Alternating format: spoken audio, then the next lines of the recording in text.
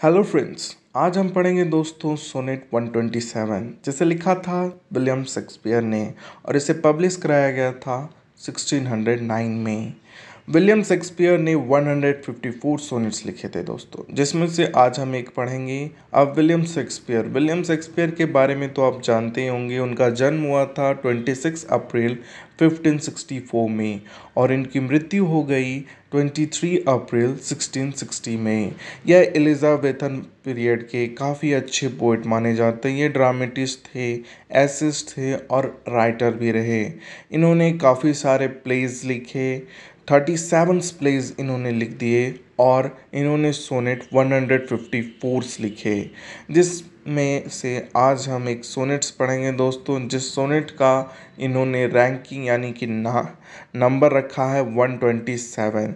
तो आइए देखते हैं विलियम शेक्सपियर ने इस सोनेट में क्या लिखा है। पर उससे पहले हम सोनेट के बारे में कुछ ज़रूरी जानकारी ले लेते हैं। जैसे कि यह सोनेट 127 से लेकर के 154 एरा में आती है, यानी इसका एरा का नाम है dark lady sonnets.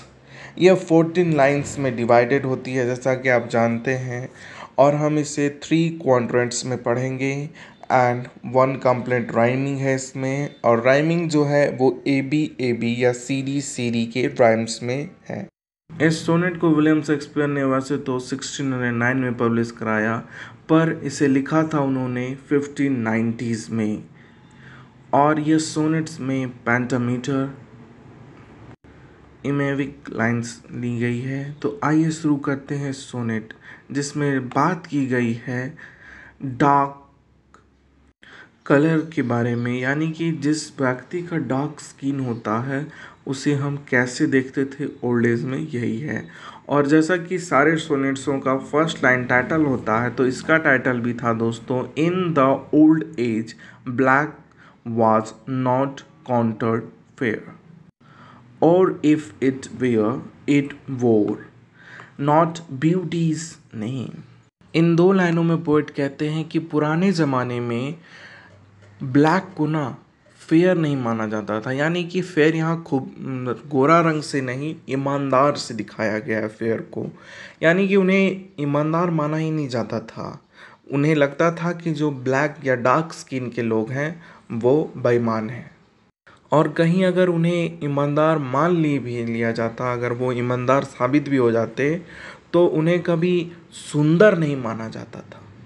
But now is black beauty successive hair and beauty scandaled with a blaster same।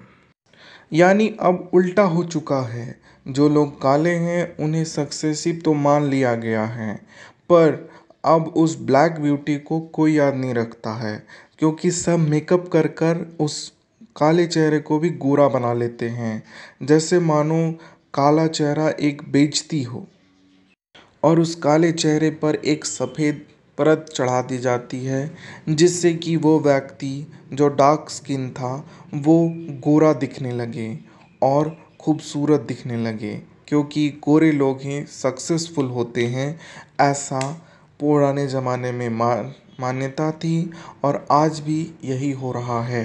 बस जो डार्क थे वो अब फेयर होने लगते हैं मेकअप के द्वारा। इसके बाद अगले क्वाड्रेंट में पोएट कहते हैं, for since each hand hath put on nature power, fairing the foul with arts false borrowed face. यानी वो जो हाथ है, हैंड, वो नेचर के पावर को ख़त्म कर रहा है। यहाँ पे ब्यूटी पार्लर की बात की गई है कि जिस तरह नेचर पावर जो दिया गया था उसका स्किन को ब्लैक ब्यूटी में, उसे हाथों के द्वारा, यानी कि जो ब्यूटी पार्लर वाले होते हैं वो अपने हाथों के द्वारा उसे सुंदर बना देते हैं और उसे गोरा कर देते हैं, यानी वो सुंदर हो गया। तो ये जो है वो फॉल्स है, ये रियल नहीं है।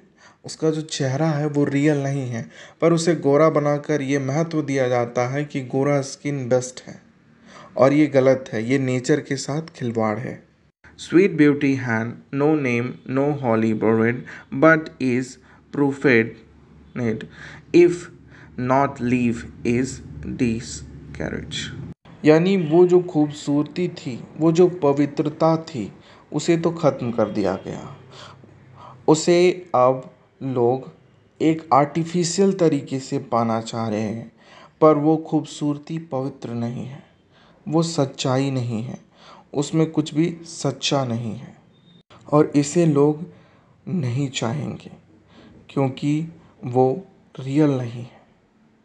उसके बाद हम आगे की लाइनों में आएंगे और देखेंगे कि पोएट क्या कहते हैं। आगे पोएट कहते हैं, therefore my mistress eyes are raven black, her eyes so suited, and they mourners seen। यहाँ पे रेवन ब्लैक का मतलब है दोस्तों भौवें। मेरी जो मिस्ट्रेस यानी मेरी जो वाइफ है, उसकी जो भौवें हैं वो काली हैं और वो उसे सूट भी करती हैं, पर ना जाने वो क्यों इतनी उदास रहती हैं और वो सोचती है कि ये भौवें इतनी मोटी क्यों हैं, पर ये सही नहीं है। At such who not born fair not beauty lack. इन लाइनों में पोएट कहते हैं कि जो जन्मा फेयर नहीं है, यानी कि जो गोरा नहीं जन्मा है, जिसका स्किन डार्क कलर है, क्या वो सच्चा नहीं है? क्या वो सुंदर नहीं है? क्या उसके पास ब्यूटी की कोई कमी है? नहीं, उसके पास भी ब्यूटी है, पर लोग सिर्फ फेयर कलर को ही महत्व दे रहे हैं। Slandering creations with a false stream, यानी जो क्रिएशन है गॉड के, वो फॉल्स नहीं है। अगर उसे डार्क स्किन मिला है, इसका मतलब ये नहीं है कि गॉड उससे प्रेम नहीं करता था और गॉड उसको महत्व नहीं दिया, गॉड उसको ब्यूटी नहीं दिया। ये सब सारी बातें गलत हैं, क्योंकि गॉड स्किन कलर से नहीं प्यार करता। गॉड एक क्रिएशन करता है और उससे प्यार करता है, तो वो कैसा भी क्रिएट करे वो अच्छा है। और हमें ये मान लेना चाहिए कि डार्क स्किन भी अच्छे होते हैं, ना कि उनमें फॉल्सनेस है या फिर उन्हें गॉड प्यार नहीं करता। लास्ट 2 लाइनों में पोएट कहते हैं, yet so they mourn becoming of their woe, that ever tongue says beauty should look so। इसमें पोएट कहते हैं, दे मॉर्न एंड देयर बो, यानी कि वो परेशान है। वो इसलिए परेशान नहीं कि उसकी स्क्रीन डार्क है, बल्कि इसलिए कि लोग कहते हैं कि डार्क स्किन गलत है, वो सुंदर नहीं है। क्या वो ब्यूटी नहीं है? बिल्कुल नहीं। और किसी भी डार्क स्किन वाले को लोग इतना परेशान करते हैं कि वो परेशान हो जाता है कि क्या सच में मेरे अंदर कुछ कमी है, तो ये बिल्कुल गलत है। उनके अंदर कोई कमी नहीं है। और यहीं पे यह सोनेट ख़त्म होती है। यह सोनेट में पोएट बस इतना बताना चाहते हैं कि ब्लैक ब्यूटी भी एक ब्यूटी है। अगर आपको मेरी एक्सप्लेनेशन अच्छी लगी हो तो प्लीज़ लाइक करें, शेयर करें, सब्सक्राइब करें। थैंक यू दोस्तों।